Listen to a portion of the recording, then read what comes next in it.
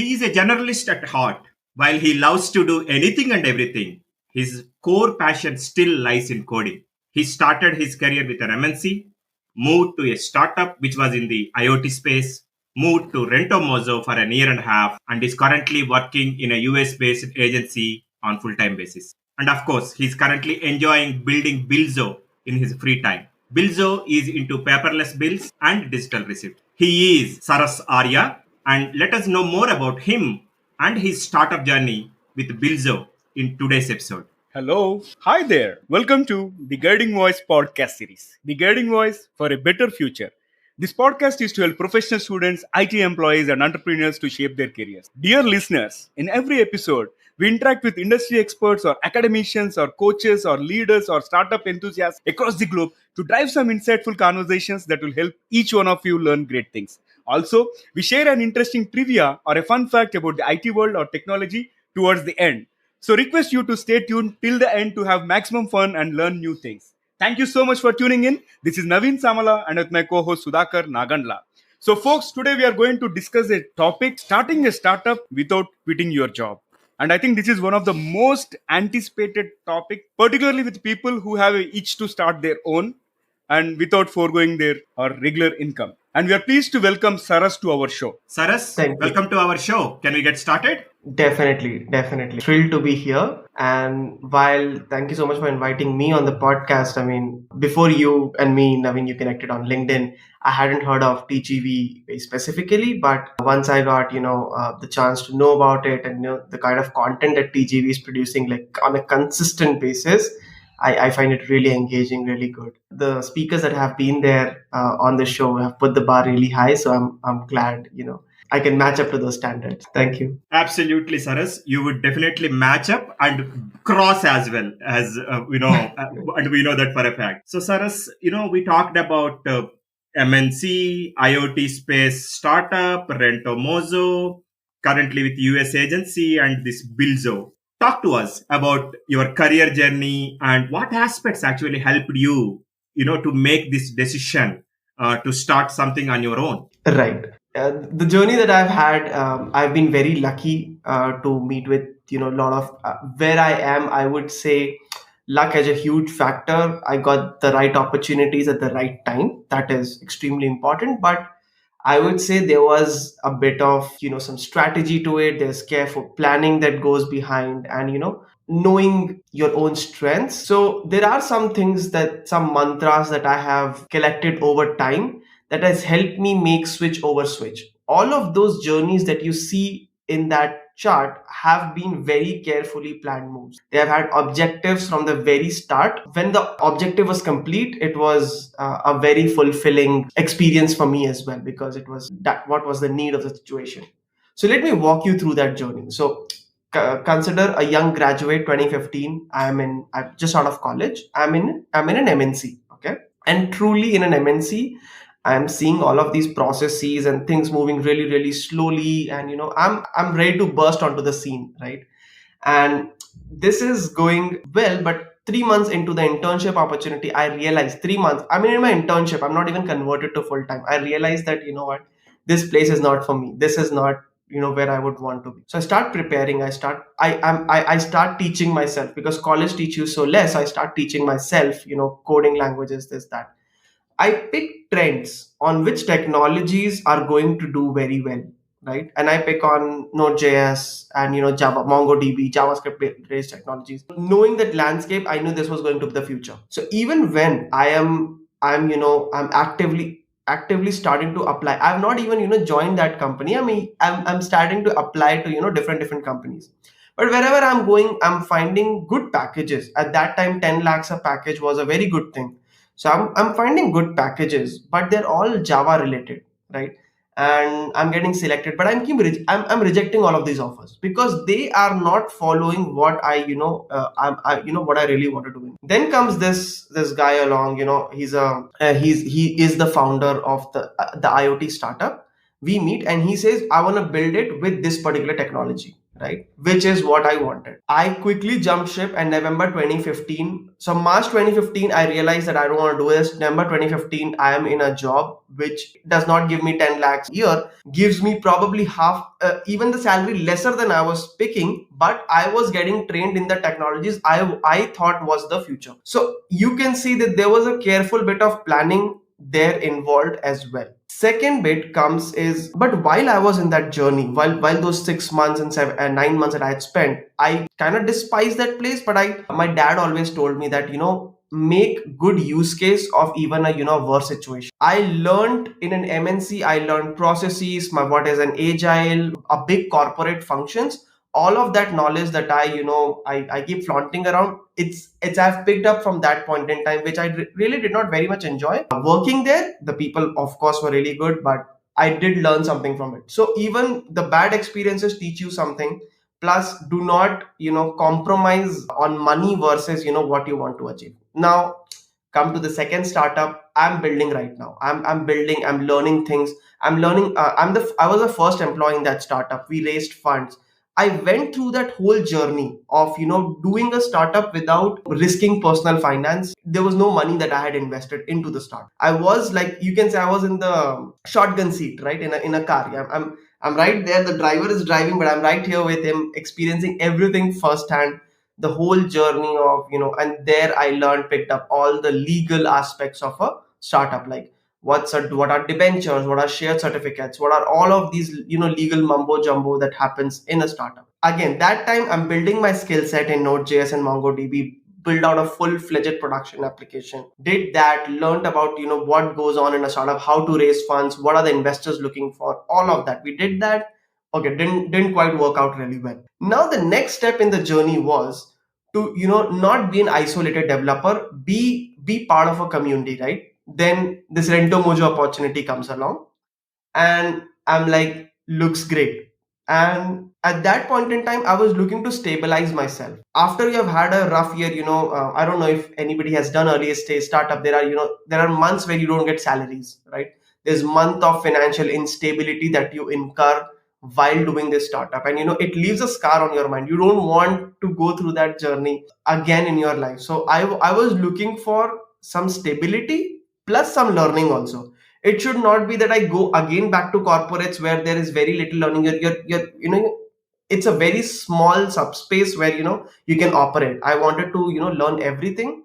So startups were great, but don't go to an early stage startup. It had to be a mid stage startup, somebody with Series A funding, where I can know that, okay, so today's first, my salary will come on time, I have bills to pay, and all of those. And to heal myself mentally also. While that journey was great, it does, an early stage startup does mentally drain you, in a fact. Joined Rentomojo, okay, had the craziest amount of time. I think it is, you can say it is the turning point of my career. It is that without that, joining that company, I don't see myself being here. I made friends. I found co-founders. The whole early team of Bilzo is ex-Rentomojo people. Extremely smart, extremely humble folks. Good, learned a ton. Like all of my knowledge, my package jumped 3x. All of that knowledge, that learning happened within those 1.5. It was such a fulfilling experience on all counts that it was, again, I would say, again, turning point. So that being said, again, that was a careful move. It was not that I was looking just for more money, and you just go to the first place you are supposed to go, the first opportunity that comes your way. No, you carefully again weigh your options, know what your priorities are, go in that direction. And then come to Bilzo, and then I'm in Rentomojo, and I'm having this idea of Bilzo coming around, and this is happening. And just to put in perspective the timeline, June 2017, I am in Rentomojo. And August 2018, I'm having this idea of, that I want to work on Bilzo. But the job in Rentomojo, again, really good. Everything is great, but it sucks the life out of you, right? Like I'm there slogging 10 to 12 hours. Startups which are growing, they will suck 12 hours from you. It's nothing if 12 hours just go by. And that time we used to go travel 1 hour to office, then come back 1 hour to office. So you leave at 10 a.m. and then you come back at at 9 p.m. or 8 p.m. if on good days. And then also after coming back, you're still fixing bugs or doing something. And then the ideas was there, and I started looking, I started going on my bike to each and every of these stores which are my target customers, and just talking to them over on the weekends that, hey, if this was an idea, would you buy? Like doing some customer, doing the research without, you don't want to jump the boat without thinking this through. Then I was also thinking, hey, if I want to do a startup, there is no way I can, there's no time in the day where I can do the startup, and I can't just work on weekends and say that, hey, you know what, I'm going to run my startup. Every day I have to spend good 4 5 hours in any case. At the same time, my roommate got a job and in a company called Rippling, and they were paying salaries in US dollars, and his work hours were also in the slightly in the evening, like it started at 12 or something. And then he was like, my office is chill, like because we have to interact with clients in the US, so we can start a little late also, it's fine. I'm like, you know what, this is something that I want in life. I want something which pays much more, because a certain part of my money has to go towards my startup. I need that flexibility of the time, right? I need the time on my side. And third, what I need is, I don't want this work pressure. I don't want to be part of a growing startup. I want a startup which is stable, who doesn't have production bugs on weekends, who don't, I don't have to stay up too late to, fix their problems. It is limited skill set. And I started applying to all these companies which I knew. Again, 16 interviews I had given, 10 I got selected in, all reject. I mean, I said no to all of those opportunities. Some startups sent them gift boxes also. I feel really bad of saying no. But I was like, see, that they weren't paying good money to me. It was not substantially more than what I had in mind, because I knew that while I was in Rentomojo, I had built my skills. I knew what my worth was in the market. So I knew that there is a person who's ready to pay for the skill. All I need to do is wait for the time when the time is right, and I get that opportunity. Most things in life happen, you lose too much, or you bad things happen because you hurry things. You think that right now things are not happening, that it's all waste. So the journey, and then I got this opportunity. I'm going to my hometown, I'm in a car, I get this call. I'm like, hey, we're calling from this company, a US based agency, this is this. I'm like, hey, you know what, guys, please don't waste my time. If you're gonna not gonna me offer this much salary, see, this, it doesn't make any sense. I've given enough interviews to know that I can clear interviews. Let's start from there. And they were like, yeah, we can pay that much salary. I'm like, okay, can you? Okay, that's great, let's go ahead. And turns out I'm a really great fit for them, and the company is great. Even the founders there in this agency that I'm working in, they're like, you know what, we don't care if you what you do with your time, right? Until unless our job is getting fulfilled, you're satisfying what we're paying you for. We don't care what extra time you do. So I just by chance, the opportunity has happened by chance, but there has been a clear vision always that was driving behind it. And I was patient. I started from August 2018. The call came in Feb 2019. Okay. And the offers have been coming from companies like Dream 11. I had to reject that. That offer was 2x my current salary. And I was getting like stocks worth lakhs. And those stocks right now would have been worth millions as of this moment. Like Dream 11 just took off. Right. And sometimes I have that regret, like, yeah, you know what, I should have done that, this. But again, no, again, coming back, that is just me being too picky and choosy. But this was the whole journey that actually got me through this, and now I'm here. Once I joined Anata, it was which was the US based agency that I work with. It was a really great experience, and I have helped them in a lot of ways, which I had skills that I picked up in Rentomojo, and I bought them here, and they helped me in exchange. And since then I have been building Bilzo. And while I was there, the Bilzo's incorporation happens on 11th October 2019. That's when, so I took good amount of time to build the product, go out there, do some my market research while even I'm in Anata. So I'm just focusing on what needs to be done, and just trying to build those disciplinary habits.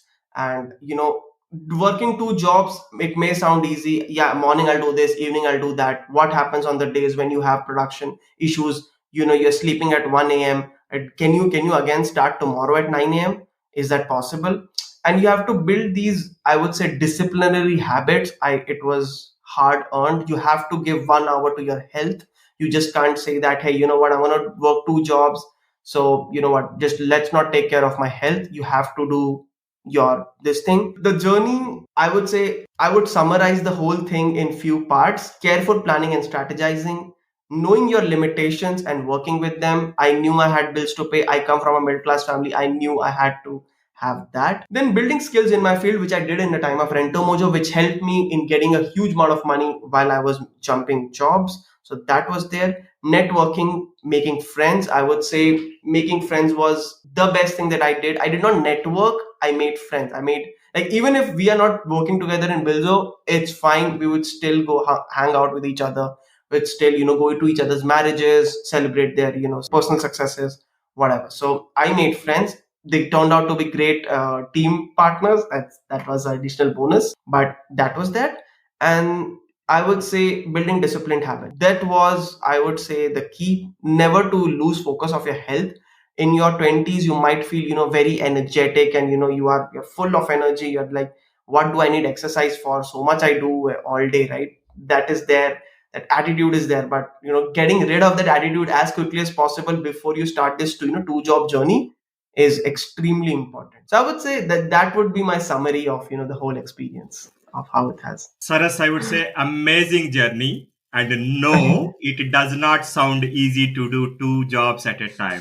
Right. Couple of things that actually Thank you. caught my attention. In 3 months into the MNC, you figured it out that it is not for you. That is really interesting, I would say. And you changed in 7-8 months. You said you started in March, you moved in November the same year. So which is like amazing. Yeah, it was. So I converted full time in July. So I was Hmm. there. So the internship was from January to June end, and July again I became a full time software engineer. So Hmm. just to keep things. So I was there in that job for 4 months. So Wow. in that was the time that I had realized that what, it's not going to work out for me Excellent. really. And by the way, 10 lakhs package is a good package even today. Forget about 5 years back.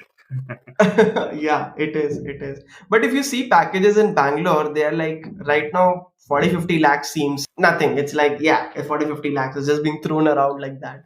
The hiring situation is crazy in Bangalore, but yeah, that time 10 lakhs was a dream package in our college, they used to say.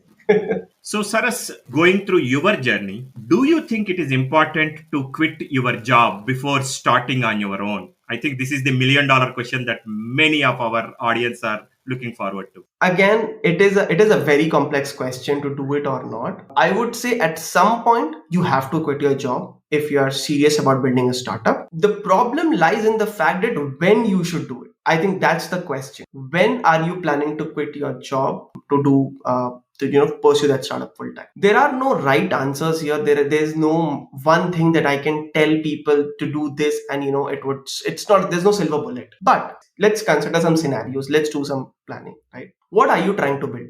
Are you trying to build something that is very capital intensive? Are you trying to build your own electric vehicle?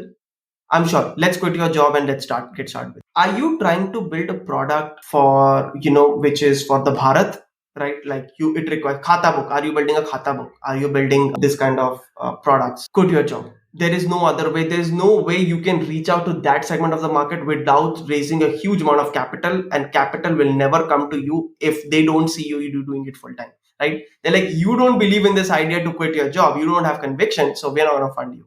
So that's where can you actually go without quitting your job. If you're doing something SaaS based, I can do something which is, I can code. I can do build websites, right? And I have this idea of a SaaS based company. I could be doing anything, right? Like Zoho, right? Zoho is still pretty big. I would say, okay, it's a very big SaaS business, but let's pick something very small, right? Like you are doing, I would say, an artificial intelligence solution for text to speech, right? You're using Amazon APIs, or you have your own engine. Let's say you work at a deep tech startup.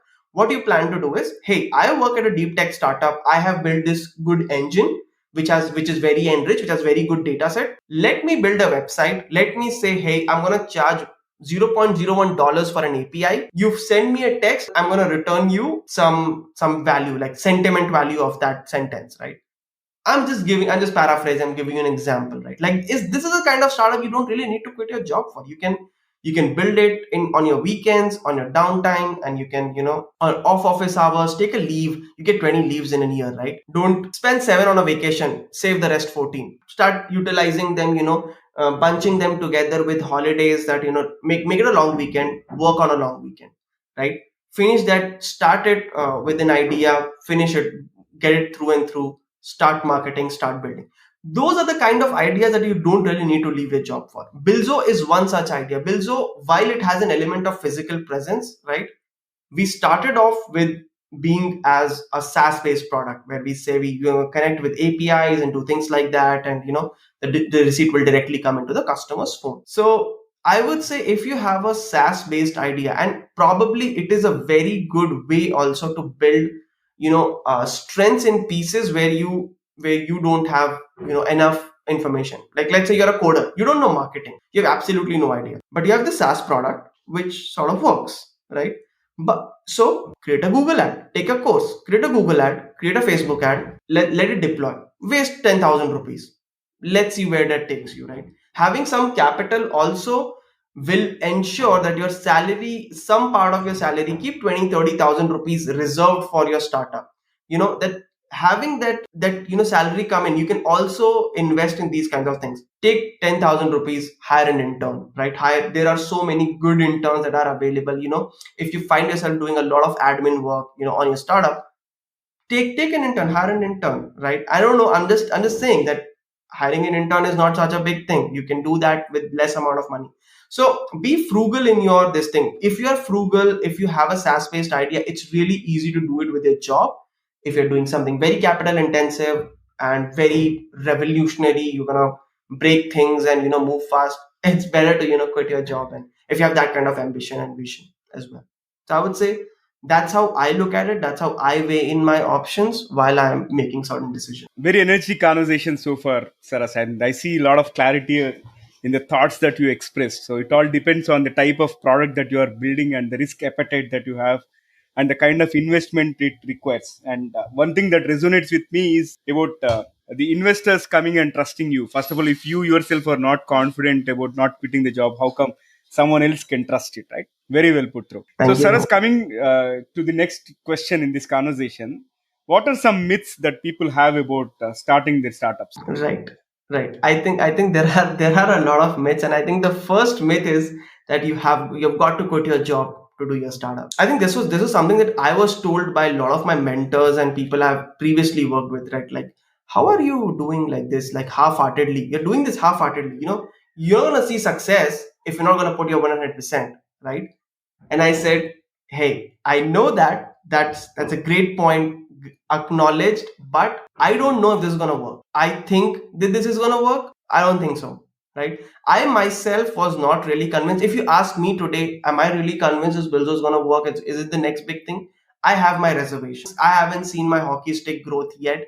So I like to have one eye, while one eye is on the vision and being visionary, the other eye has to be a realist and has to say, tell you the truth. You yourself have to know the truth. You have to have your feet planted very, very solidly into the ground. If you think whatever the other person says makes sense, if you don't have your own opinions about what you're doing, you're gonna find yourself being in way too many boats at the same time, and it's not gonna end well for you in any case. So when a lot of people told me that you have to quit your job, I said, no, I'm not gonna do that. I'm going to find a way to make it work. If I can't make it work, it doesn't work. The startup goes. My stability is more, my mental health, my stability is more important. And I'll know in my heart, once my startup, if I have that confidence of a PMF, product market fit, I'll know about it. It means that, so the product market fit, for people who don't know what product market fit is, it's loosely defined as when you have, if you think of a jigsaw puzzle, the puzzles together fit very perfectly. The product solves exactly what the market needs, and that is called product market fit. And one way to see if you have product market fit or not, that if you were to raise your prices tomorrow, right, nobody's going to question you, because they see so much value getting out of it. They're not ready to spend 100 rupees more from it. A very good example is airlines. Today airline is 5,500 rupees ticket. Tomorrow it becomes 5,600 rupees. You don't mind. You pay, you go, you fly. You don't think, okay, it is 505.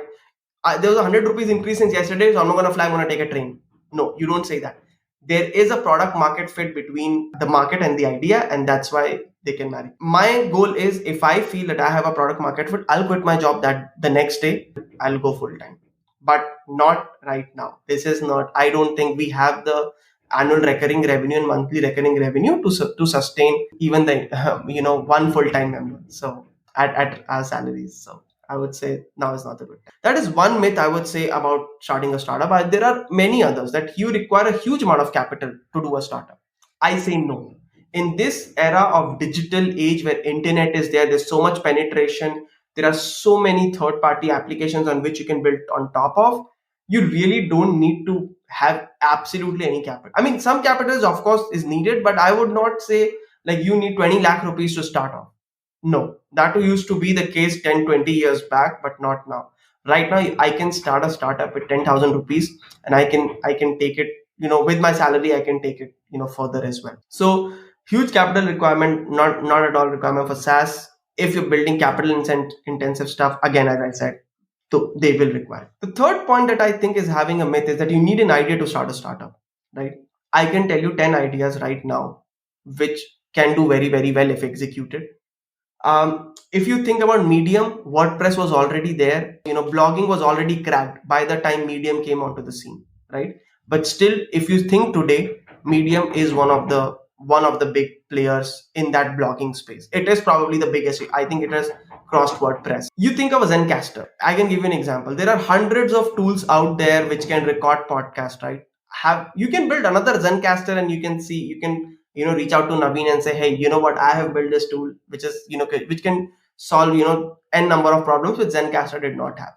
So the idea is you can just take copy products which are existing, which are probably doing good, add your own mix to it, and you can do that. So idea is not the key. The market, is there a market for it, and are there people willing to pay for it? That is the bigger question. The myth is that I have this $1 billion idea, I have this idea. No, ideas don't matter. I have $1 billion ideas every day in my shower. They don't count for anything if not executed right. So that's, I would say, would be the three big startup myths that I would like to. Great. Thanks for busting those myths, Saras. This reminded a couple of points which relate to one of the recent interviews that I have done. We interviewed a product expert and a visionary kind of person, Mr. Anand CR. And he gave me two prominent examples. One is related to Dropbox and the other one is Zappos. And both of them did not start with significant investment as such. And they covered this aspect of product market fitment, or the PMF in your terms, right? Yes. And one thing I would like to add here based on that conversation is, like, before you charge someone, okay, if at all the product is offered for free, what happens if they are going to charge? Like, are the customers going to withdraw using it? As you mentioned about the airlines example and all, right? So likewise, today we have a lot of options to experiment, and you don't need a product to be in place as well, just to pulse the customers' expectations and whether or not this will be a good fitment to the product or not. Yeah, wonderful conversation so far. So Saras, here this brings us to the next question of today's episode. Can we talk a bit of can we talk a little bit about the kind of challenges someone faces, okay, when starting up their own while having a job? Sure. There is definitely a lot of challenges when you do these two things together. It is absolutely not easy. And the first thing is that you can't really build a startup on your own. It's really difficult to do that because there would always be some skill set that you would lack. So you need people to work. And one thing is finding the right people. Like Naveen has found Sudhakar, right? Finding the right people. It's all about that. You can't really do things with everyone. So I would say, if you have not made friends, or if you have not made friends with people whom whose skill set are complementary to you, it will be very difficult to go forward. Once you have let's say you're a great coder, you've coded it, right? Coding is done, it's ready. There has to be someone who's going to pitch, somebody who knows a go-to-market strategy, somebody who has done that kind of. Either you learn and do those things, but then again there would be significant time for you to take to learn all those things, pick up those skill set, talk to other people, do all of those things on your own, and there's significant time. Otherwise, there could be somebody who could help you right there at that moment and start providing value from day one, right? You need that. So starting up a journey with a job specifically requires you to have those friends who hopefully also have jobs, so they're not like you're doing it half time. I'm here spending all the time in the world doing your stuff. So it should not be that also. But they bring complementary skill sets. And once you have done your part, you can push it off to them and say like, hey, you know what, is ready, go do the selling, go do, put it up, this is a marketing campaign, go run the ad campaign, right? You can tell these things. So you divvying up the work, make sure that because you have limited amount of time, you can only do limited things. So your everybody's time is very well, utilized and accommodated. I would say that would be the first challenge that you encounter. I was fortunate enough, but you have to plan your fortune as well. So that's the first thing. Second thing is right company to work out of. That is, again, if you're starting a startup with a job, you have to figure out what company you're going to. You go too early, you're not gonna have any time to do any of this. You go too late, you might not get that much money. MNCs are notorious for not paying talents. That's why they see a lot of attrition, happening from there to startups. So they keep saying sign 5-year bonds and do all of that nonsense. They have to combat these reasons, because if you join too slow pace, it's not good for your startup and for yourself. If you join too early, yes, they can give you a lot of money, but you don't have time. So you got to find a balance where you're going to some place which is stable enough. It has a lot of paying customers. There is stability in terms of revenue, in terms of their fortunes, and they are not fighting fire on a daily basis. I would say that is finding. I mean, you have to ask. I actually asked the person who was interviewing, hey, do you guys call developers on weekends to fix issues? If you're going to do that, I am out of here. I don't want that in my life. I want my weekends to be very much my startup focused, and I don't want to deal with anything that you guys have to. So that was again a one thing, that is finding the right company. I would say it was very challenging. It took me 7 months, and the opportunity arrived. I did not reach out to the opportunity. So it was again a good spate of luck, but the luck also has to. What if I had joined some other company within 3 months later? I couldn't, I had to say no to the opportunity. So it favors the brave. The luck favors the brave. And the third thing is managing your time. This is probably the hardest thing you will ever do in your life, right?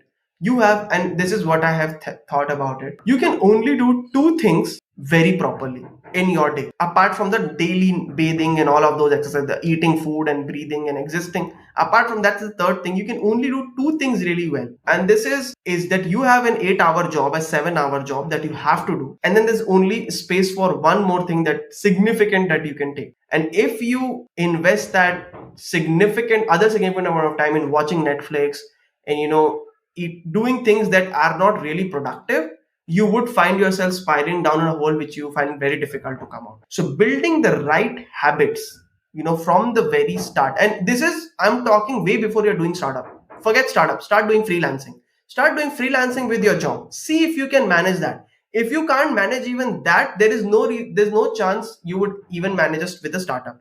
And freelancing is a very short duration opportunity. It's like 4 weeks, 3 weeks, right? Can you be disciplined for 3 weeks? Is it possible for you to wake up on time, do the work before your actual work start, or after coming back to office? Do you even have the energy to give 3 hours of work to that freelancing project on day-to-day basis? Are you communicating with the client? You got to test out all these things before you even do that. I have done freelancing while I was in Rentomojo. I had built another startup product for a friend completely while I was working at Rentomojo. So I knew I could execute it. But so this is something that you would find it really, really challenging, is how do you resist, watching Netflix? How do you resist doing, say, waking up all night watching stupid videos on YouTube? How do you do that? How do you not engage in watching reels on Instagram, right? You spend a lot of time doing that. And you gotta get out of all of those traps, and you have to come back into the serious stuff. So I think that is going to be the very big key to actually doing any of this. Yeah, that's all. Wow, that's not all. That was amazing, I would say. Prioritization, focus, and I really liked that, which we in multinational companies call it as proof of concept. First, at least Correct. identify that what you want to do and see if it works out well for you or not. And that short gig that you talked about, freelancing for a couple of weeks, couple of days, makes really sense. Hey, Saras, Yes. this has been an amazing conversation so far. So let's Thank you. add some spice into this episode by asking a few questions to know more about Saras Arya, not the startup guy. Are you ready for Sure. it? Yeah, I'm ready. Shoot. Okay, excellent. Okay, because you asked for shooting, let me first fire the first bullet. What is the most adventurous thing that you have done so far? Adventurous. Yeah, I've done paragliding in Himachal Pradesh in near Kasol. So Mhm. that was the most adventure that I've had. And after that, I did a 24-kilometer trek. Oh, So that was again a great adventure for me. Yeah, yeah. those two things. With that paragliding and trekking and the decisions that you have taken till now, you are a risk taker for sure.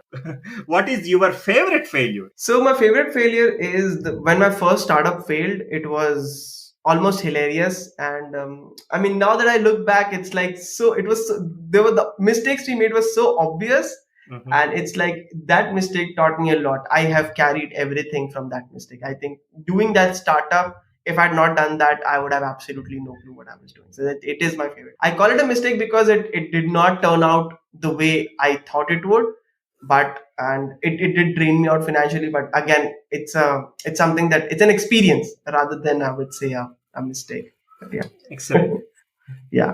For a person who is doing a full-time job and a startup, I don't know how relevant this question is or how frequently you do this, but was there any situation where you stayed up for more than 24 hours continuously? Sure. So when you're having fun, time flies. So when we were working in Rentomojo and we had our big launches, we would stay up all night. Like our deployment will start at 2 a.m., which when the site is that has the least number of visitors, you would have a deployment. So and something breaks, and then everybody's out fixing at till 5 a.m., 6 a.m., 9 a.m., and then I'm driving my bike and my eyes are half closing. I'm somehow I'm that is one adventure also that I'm doing. So I'm up for 24 hours. I'm having coffee. Yeah. So I think those launches we did for few projects like which were like all nighters we had to pull off. And like those were amazing experiences. Yeah, you definitely do not want to have a bad day while you are especially riding a bike. Right? Exactly. In You Bangalore, that is don't. not good. It is not good anywhere, but especially in Bangalore, I would say. Especially in Bangalore, you can't take your eyes off for even a second. Yeah. Hey, is there a question on your mind for long that was unanswered? Not really, but what would have been my net worth had I joined Dream 11 at that point in time? It's something I can't answer. It would never be answered. Excellent. One final question for this rapid fire round. What is Mhm. the best gift that you ever received? When my parents, I would say, bought me my first computer when I was in eighth standard, Mhm. and that started my love for code and everything. I think that was the best gift that they could have given me at that point. It has been an amazing rapid fire. Thank you so much for being so straightforward. Over to you, Naveen. All right, so coming back to the mainstream, before I ask my final question for this episode, I have a comment to make. Like, looks like you have always been thinking about Dream 11 and what kind of fortunes you would have really resulted in and all. And it reminded me one conversation with a very young entrepreneur, like 22-year-old, whom we interviewed very recently. And I think he applied for one program. And while he was not so confident about getting the result of that program, he decided one thing. In case if I don't get selected into that program, I have to do something which is really big. And in front of that, this program should look smaller and all. Right. So it is resonating with me. Probably your Bilzo might overshadow what your earnings could have been with the Dream 11. So don't regret for that. And I'm sure much more brighter days are ahead for you. Okay. So Thank you so much. with that note, let me switch my gear and ask you the last question for this conversation. So, what will be your one piece of advice to those aspiring to make big in their careers or life, Saras? Definitely, I would say focus on your skills, focus on them really, really well, and definitely hard, soft, all of those. And second is, I would say, make friends. Don't do networking, make friends, make real connections for life, and you will see so much value that will come out. I would say that would be my advice for anybody who is looking to make good inroads in their, they want to do big in their careers. So wonderful. I think finding the right people and focusing on the right skills is something which has been resonating throughout our conversation. So it was a Right. fabulous conversation, Saras, and it was really a pleasure hosting you. Thank you for being part of the Guiding Voice journey in shaping the careers and lives of millions across the globe. Really appreciate your time. Thank you so much. Thank you, Naveen. It was really, really good talking to both Naveen, Sudhakar, both of you. Really enjoyed speaking and telling my side of the story. Thank you. Thank you, Saras, for this amazing conversation. I think it was Steve Jobs who said, right, you can never connect the dots looking forward, you can only connect the dots looking backwards. Looking backwards. So, like Naveen mentioned, we are sure that your current startup that you are currently engaged with, Bilzo, is going to do much better pretty soon. Thank you. All right. All So right. it brings us to the trivia segment of today's episode. Today's trivia is about SMS. Do you know when was the first SMS text was sent? It was on December 1st, 1992. On the day that Whitney Houston's I Always Love You hit the charts as the number one song in the US, and Home Alone 2 topped the box office. 22-year-old software architect Neil Popper sent the first short message service, SMS. Interesting, isn't it? Thank you for listening. There is more in store, folks. Please stay tuned. Take care. Be safe. Until next time, bye bye. And we are signing off for today. See you in the next episode with another fabulous guest.